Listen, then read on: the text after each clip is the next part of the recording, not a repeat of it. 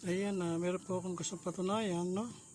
Na yung mga napapanood natin sa mga vlogger na kung saan nagpiprito sila sa labas ng bahay dahil sa sobrang init. Dito sinimulan ko po ng 11:30 at makikita po natin meron pong temperature dito, at yan po ay nasa 48 na. Dito po yan sa Pangasinan, no? Dagupan. Tingnan nyo po. Yan. Okay. Yan po yung init ngayon dito. Init factor. Yan. So maya lang po magluluto tayo ng itlog dito.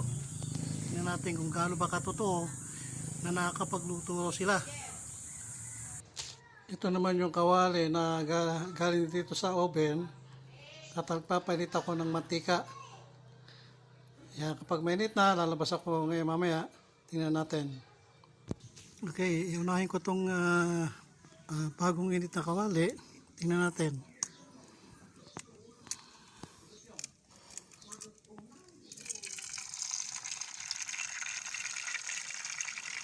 Yan. Hindi siya masyadong mainit. Yan yung galing sa kawali. Tingnan natin yung temperature.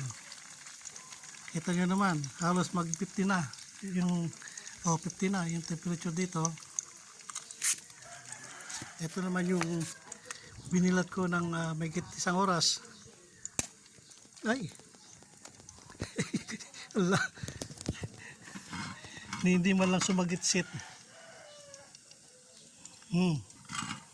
Ayan. Tingnan nyo nga. Gaano katotoo yung sinasabi nila na nagpiprito sila sa init ng araw. Samantalang ito, pininit ko sa kawali. Ngayon kayo na humusga kung sino ba nagsasabi ng totoo.